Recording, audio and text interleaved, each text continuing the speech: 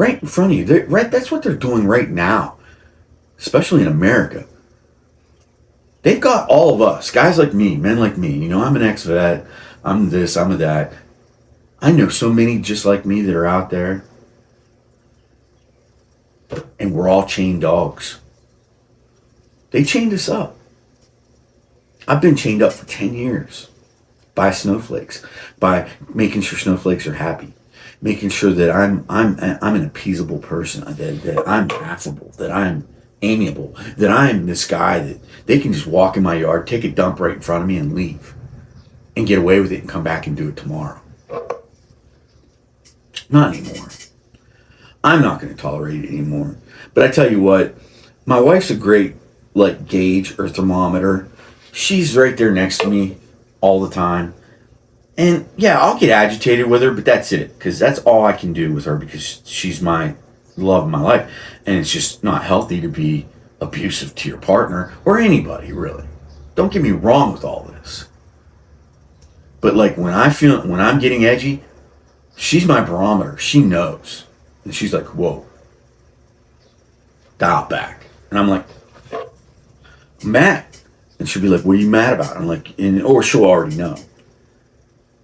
And she doesn't like that because she's not confrontational. And most women are pretty laid back and they don't want to, deal with a hostile, big, angry man.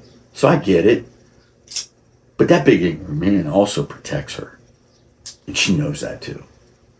She is as safe as any woman will ever be in this whole world. And she knows that and she loves that. Because she knows if anybody came near her, if anybody bothered her, if anybody touched her, if anybody yelled at her and she didn't like it and it was disrespectful and wrong, that they would have to deal with me. Literally have to deal with me. Because that's what a man does. A man, and women too, because there are women that are in women relationships, and maybe one of those women is non-confrontational, and the other woman is going to be like assertive and say, I'm going to protect my wife, just the same as a man would protect his wife, and the same as two men. This isn't about genders. This isn't about pride. This isn't about gay life or heterosexual life. I'm just saying, people, there's always going to be that stronger partner. It doesn't matter what you are. There's going to be that stronger partner that's going to protect the other partner and protect the core. And while you're protecting that partner is protecting you from within and keeping you safe and keeping you in check and kind of pointing you in the right direction if you need it. That's where I feel the decay of the nuclear family, the decay of the nuclear partnerships. Forget family, forget kids. Just a partnership between two people that are there and they have this agreement. Hey, you're the muscle, I'm the brains, I'm the mind. Or we're a little bit of both. You know what I mean? If I gotta be tough, I'll be tough, but you're the tough guy. You're the one who needs to be all the time. But if I got to, I'll help. Whatever it may be. The same thing goes for mental capacities.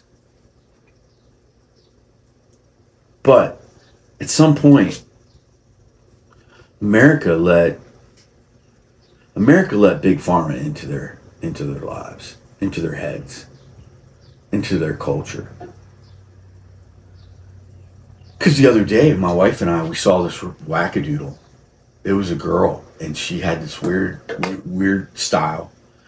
So I'm not going to criticize styles, all right? Because I guarantee you, people make fun of my style, but very strange style. You really had to go out. She had to go out of her way to look this way out of her way. And she's on a bicycle, and she had headphones, and she's singing like a wackadoodle, and she's swerving, and I'm like, this person's out of their gourd. Because just, in your right mind, you don't want to look that way. You don't want to, you don't ride a bicycle down a busy road singing into the air, not caring what people think or looking. Yeah, you just don't, And I thought to myself, I go, that person needs to be in a home. And my wife goes, what home? There are no homes. There are no mental facilities anymore, really. Back in the day, we used to have buildings everywhere that were full of crazy people, full of these people that were just out of control, wacky, wackadoodles, I call them. Now they're everywhere. They're on the streets. They're everywhere. And they're probably a large part of these movements that are so strange. Because, these people that think they're caterpillars, or they think they're, cats, dogs, whatever, furries, and I've got to criticize them. So bad to the point where they're just really so strange about it. But those people used to be in a home, meowing in a padded room, or barking in a cafeteria with 20 other people barking. No, now they're in our streets. Now they're in our governments. Now they're in our teaching our kids. It's crazy, man. It's crazy. We just opened the doors, let them free, because there were people that were really being treated poorly in those facilities. Don't get me wrong, but then we just opened those facilities and let these dangerous people and these crazy people. We're finding out that the biggest danger of these mentally ill people, it wasn't like the sociopaths and the psychopaths. The biggest danger were the ones that were just right there under that. And we're able to kind of still pass themselves off as not mentally ill. And they were getting into, like they're in our Congress now. They're in our city councils. They're teaching our kids. They're changing our tires, whatever it may be. And you don't know if they're leaving a bolt loose on your lug nut. You know what I mean? A lug nut loose on your tire just because they want to. But before, they used to be somewhat contained, and we'd say, hey, keep an eye on this guy because he's a little dangerous. No, not anymore. Now it's keep an eye on this guy. He's running our state, our country. Yeah, so it's men's mental health. Let's just call it mental health. Well, I don't know why it's got to be men's, but mental health. Every week, 84 men commit suicide. Every month, whatever 4 times 8 is, that's 32. See, I know my times tables. And then, there's 4 times 4 is 16. So that's 320 plus 16 is 332. 332 men kill themselves a month. Don't ask me to do that in a year or whatever. I'm not going to do it. It's a lot of dudes. A lot of them are veterans. A lot of them are mental health issues. And then some of them are just cases where their lives just U-turned on them so bad and they are just not strong enough to handle it. And then some of those men might actually be children, boys. These young people, a lot of young people are committing suicide more and more as if it's an answer. I cannot believe or imagine being 14 years old and thinking killing myself is the answer when you got so much more of your life ahead of you. You don't even mentally mature until you're 25. Crazy, isn't it? Mental maturity. What is that?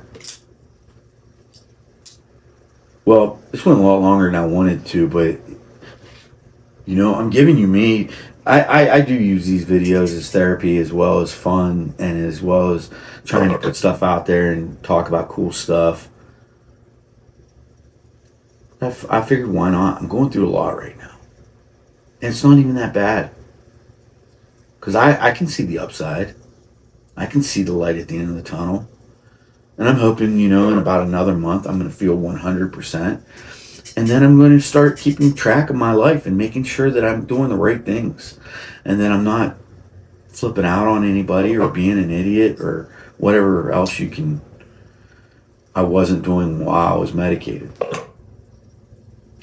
So be aware of your surroundings, be aware of yourself. Do research if you are going to do self-medication in the sense of taking yourself off of a prescribed drug. At least do your research, at least Google it. What are the results of jumping off of Zoloft after 10 years? And maybe I would have thought about going and talking to a doctor before I did it. Because it was probably dangerous and I didn't even realize it. And I don't know if I'm gonna post this or not, but I had to say it to something. So I'm saying it to you guys, even though you may not even ever hear it. Because I'm not gonna go to a therapist. I don't want to do that. I can't put my trust in some rando. That's enough.